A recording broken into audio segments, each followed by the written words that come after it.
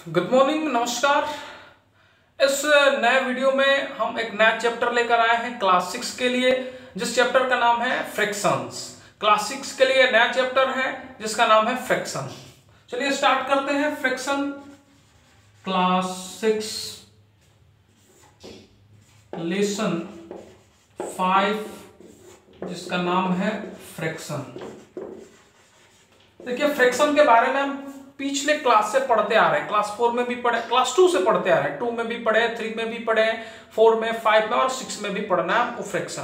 Fraction क्या होता है? सामान्य तौर पर कहें तो फ्रैक्शन को कैसे डिफाइन करेंगे? Fraction is a part of whole, या fraction is a part of whole, यानी वैसा नंबर जो न्यूमरेटर और डिनोमिनेटर के रूप में हो उसको हम लोग फ्रैक्शन बोलते हैं। एक हिस्सा है, इसको दो भागों में हमने विभक्त कर दिया। इसको लिखेंगे 1/2, 1/2। तो ये क्या हो जाएगा? ये फ्रैक्शन हो गया, ठीक है ना। यानी 1/2, 1/2 यानी n/d के फॉर्म में हो उसको हम लोग बोलते हैं फ्रैक्शन। अब आपको ये समझना होगा कि इसको और तरीके से भी डिफाइन कर सकते हैं। The number of the form a/b where a and b are natural number. a और b के फॉर्म में हो वो भी फ्रैक्शन कहलाता है। फॉर एग्जांपल 3/5, 5/4, 11/5, ये सब फ्रैक्शन है, ठीक है ना।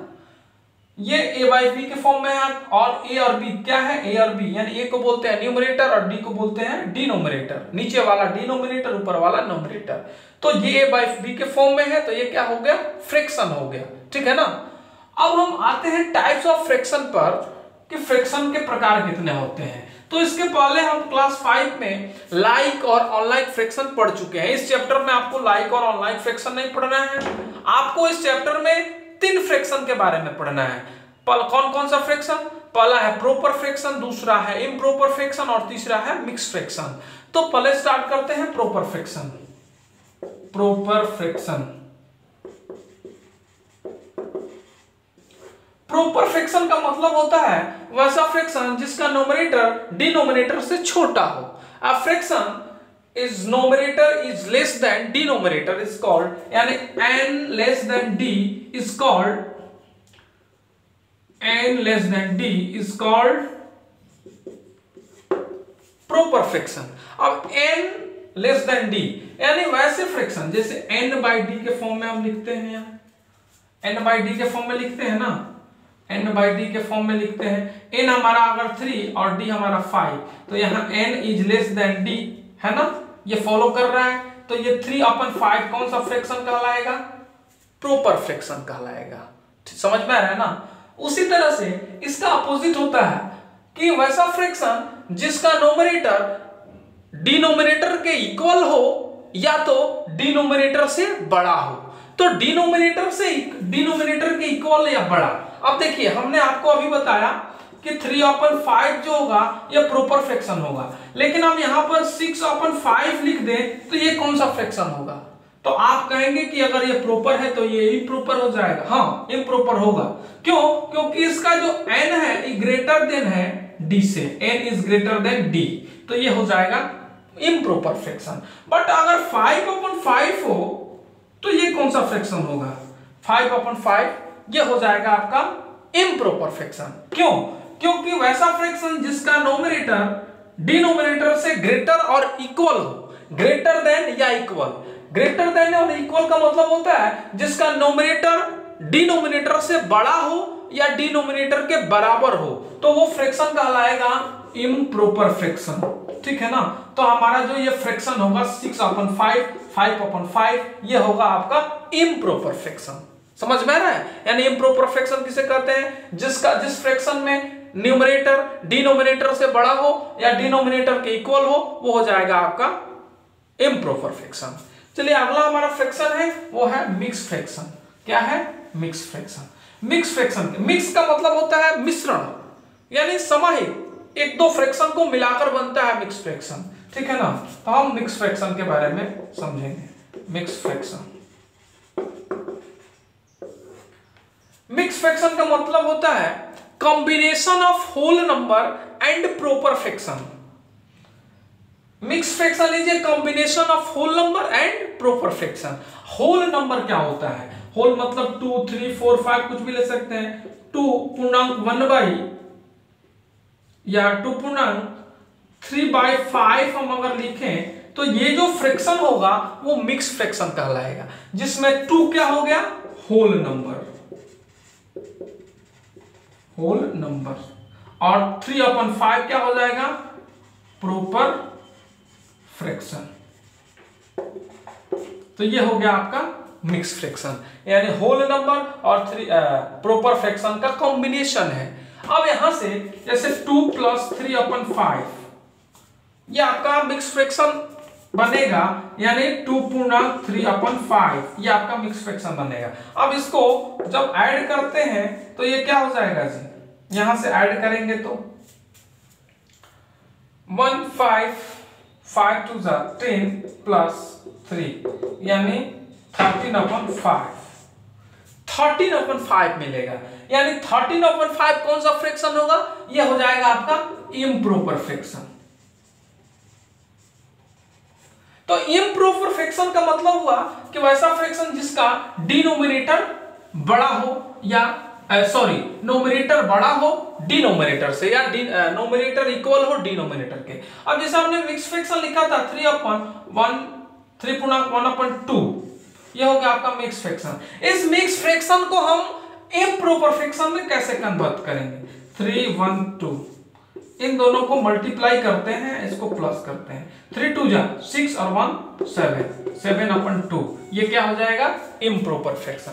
और पुनः इम्प्रॉपर फ्रैक्शन को मिक्स में कैसे कन्वर्ट करेंगे? ये हो गया इम्प्रॉपर, तो 7 को 2 से डिवाइड करते हैं 1, यानी 2 3 पूर्णांक 1/2 ये हो गया आपका मिक्स फ्रैक्शन। ठीक है ना? इस पर क्वेश्चन आपको मिलेगा, convert proper fraction in mix fraction, convert mix fraction to proper fraction, ऐसे करके क्वेश्चन मिलेगा। चलिए 1-2 पॉइंट और है उसको हम देखते हैं। हमारा अगला पॉइंट है simplest form of a fraction. A fraction का सिंपलेस्ट फॉर्म,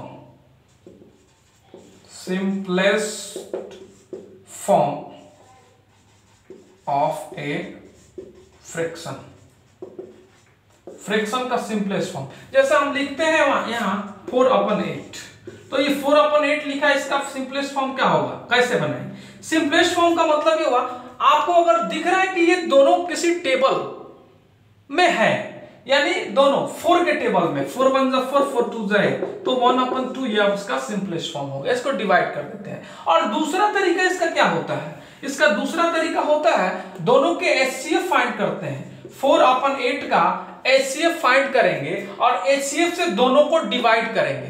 तो 4/8 का एचसीएफ क्या होगा? यानी 4 और 8 दोनों का HCF highest common factor, 4 and 8 का हाईएस्ट कॉमन फैक्टर निकालते हैं 8, 4 2 8 ना होगा 2 होगा। तो इसको क्या करेंगे? दोनों को न्यूमरेटर और डिनोमिनेटर दोनों को 2 से डिवाइड करेंगे। 2 2 4 4 2 8। हाँ, 4 और 8 का जो हमारा एचसीएफ मिला वो मिला 4। 4 और 8 का एचसीएफ क्या मिला? 4। तो इस 4/8 को 4 से डिवाइड करते हैं। 4 1 4 4 2 8।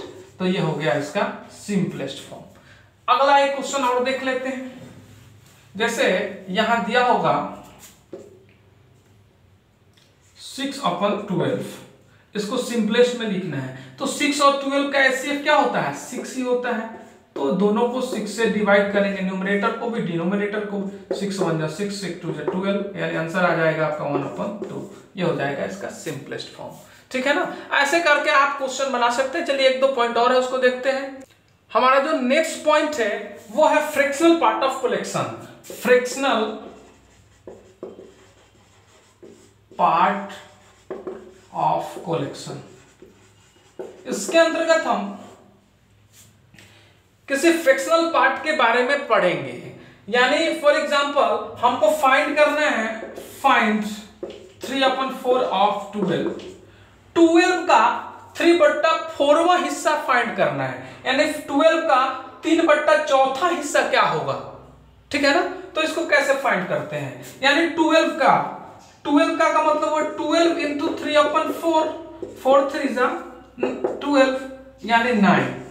12 का 3/4 हिस्सा क्या होगा, 9 होगा, ठीक है ना। वैसे ही अगर आपके एक्सरसाइज में क्वेश्चन दिया हुआ है फाइंड 5/8 ऑफ 32 का 5/8 हिस्सा निकालना है। 5/8 यहां सॉल्यूशन करते हैं। 32 का 5/8 यहां से फाइंड करते हैं ना, यहां से डिवाइड होगा 16 4 4 जा यानी 4 इंटू 5 इज इक्वल टू 20। 32 का 5/8 हिस्सा, 5/8 पार्ट क्या होगा, तो 20 होगा। अगर कोई कहे कि 32 रुपये में से हमको 5/8 यानी 5/8 रुपये दे दो, यानी 5/8वां हिस्सा दे दो, तो आप उसको कितना देंगे, 20 रुपये देंगे, ठीक है ना। तो इस तरह से ये एक्सरसाइज आपका एक्सरसाइज का क्वेश्चन है। इस तरह से ये चैप्टर कंप्लीट हुआ। आप एक्सरसाइज को बनाइए, एक्सरसाइज में कोई दिक्कत हो रहा है, कोई प्रॉब्लम हो रहा है, आप मुझे कॉल करके आप अपने समस्या का समाधान ले सकते हैं। फिर नेक्स्ट वीडियो में हम नेक्स्ट चैप्टर के साथ मिलते हैं, तब तक के लिए नमस्कार।